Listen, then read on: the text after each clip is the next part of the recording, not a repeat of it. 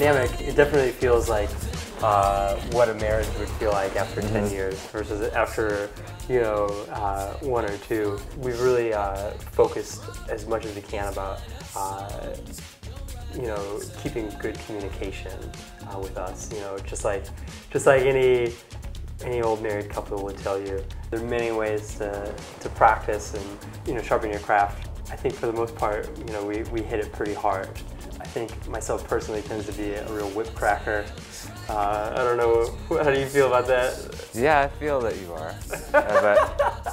But a big part of what we tried to achieve with the new songs and the new process of writing is to break out of that somewhat. I mean, we still want to be tight and everything, but to sort of find a balance between that and some semblance of free form or keeping it fresh. Keeping it fresh. Recently, we've been inviting people to practice, and that really kind of just changes the chemistry. Yeah, anytime you have someone new, everyone else tends to behave a little more, or get up, get themselves up for the game.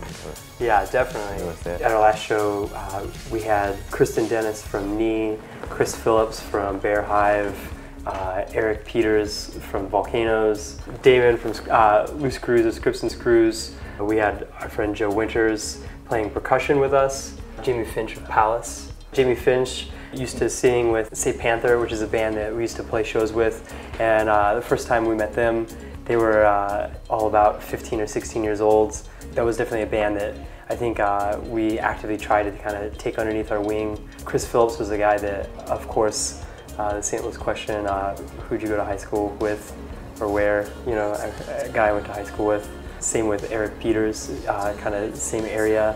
Deichmann of Scripts and Screws is actually a guy I was told to collaborate with many years ago and never got around to it until this last year. There's a large community feeling with the St. Louis music culture. There's not a lot of us, I mean, in comparison to other cities. So you're always going to almost ultimately end up working with somebody else in the music scene community in St. Louis, and that's an interesting aspect of it. There's definitely not a large infrastructure for music getting out of St. Louis, built into St. Louis. So when times get really exciting is when all of our separate scenes or cliques or genres kind of turn to each other and actually start working together. We've always, from our very first show, been very fortunate to have what feels like a lot of people who care very much about the music that we make. And we've always just tried to keep our focus on using So Many Dynamos as a way to make ourselves better people and not necessarily value our success in any other conventional sense.